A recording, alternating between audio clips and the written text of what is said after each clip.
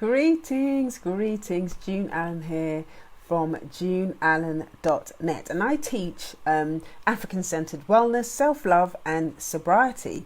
So today I wanted to talk to you about the reason why you may be feeling less confident, why you may have low self-esteem. I just wanted to give you some context as to why that may be happening.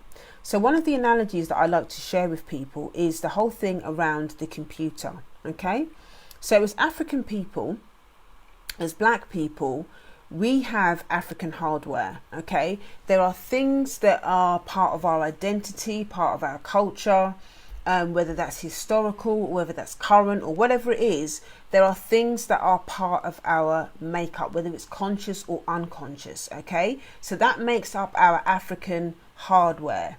Now, the reason why so many of us have difficulty with self-esteem is because living under the system of racism, we've been programmed with European software. Okay, so obviously when we think about a computer, if you put the wrong software, okay, inside the hardware, it's going to get bugs. It's not going to work properly. It's not going to function well. And it's just going to create problems. It's the same for us. It's the same for us as black people.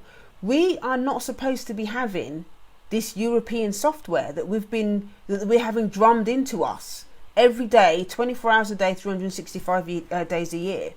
That's why so many of us struggle with self-esteem, because we're not aware of the internalization process, and we're not necessarily being intentional about the decolonization process. Okay, that's how you shift it. That's how you get rid of the software. That's how you begin to debug our African software, by doing the decolonization work. And that means being honest with yourself about the impact of racism on your life. How have you internalized it? How has it impacted your relationships? How has it impacted your relationship with yourself? How has it impacted how you parent? How has it impacted how you show up for work? How has it impacted how you choose to love, who you choose to love? All of these things are going to have a direct relationship between your black self, your African self, okay, and all of this European software, as I like to call it, how that's been internalized, okay, in the different areas of people activity. So next time you start feeling bad about yourself, I mean, obviously there's so many other factors that come into it as well. It could be upbringing, it could be, maybe you were raised in a family that wasn't particularly kind to you and all of that kind of stuff. This is all going to have an impact as well on your self-esteem.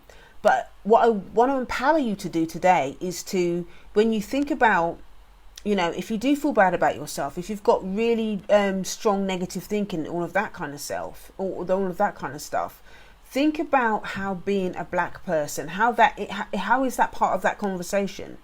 So it's not just about how you were raised, but it's also part of what it means to live under the system of racism. What are the voices saying? How is that negative talking? How does it show up?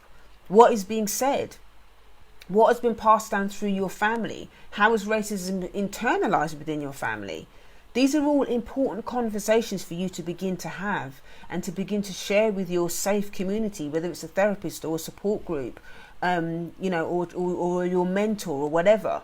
When you can begin to have these honest conversations, including everything else about what it means to be a black woman, how has being a black woman impacted my self-esteem, then you can really start to feel empowered. That's when you can really start to change things, because then you can start to talk about solutions. Okay, well, if I have internalized all of this stuff and I'm in a place of where my brain is still colonized, okay, then how do I decolonize it? And that's where the excitement starts to happen, because then you can start finding solutions, okay, to how you're going to deal with that.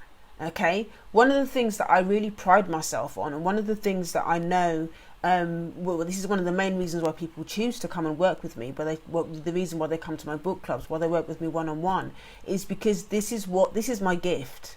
This is my gift, okay? Cultural nourishment, the ability to be able to translate various things into how that applies to us as black women.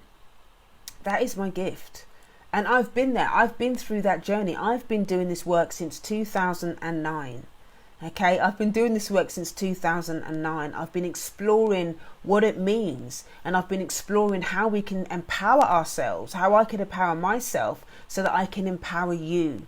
Okay, so I share my vulnerabilities, I share my failures, I share my vulnerabilities so that you have the courage to be able to speak your truth as well, because so that you don't know that so that you understand that you're not alone in this, and that there are solutions, and that we don't have to wait for white people to change or for white supremacy to change. We're not looking for other people to change their behavior, because it starts from within, and it starts within you. It starts within our community. It starts within our families. That's how real change happens. You know, a lot of us are giving away our power, wanting other people to change, and you can't change other people. You can only change your response to it. So just for today, think about how you can begin to empower yourself as a black woman.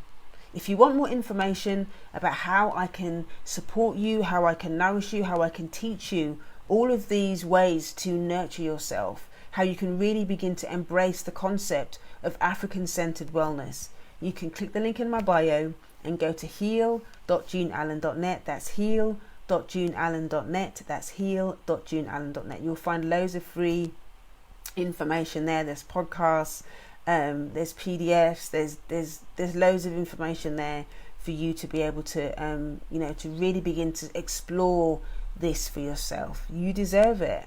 You deserve it. You deserve to stand in the divinity that you are. Okay? Thank you for watching, and I'll see you next time.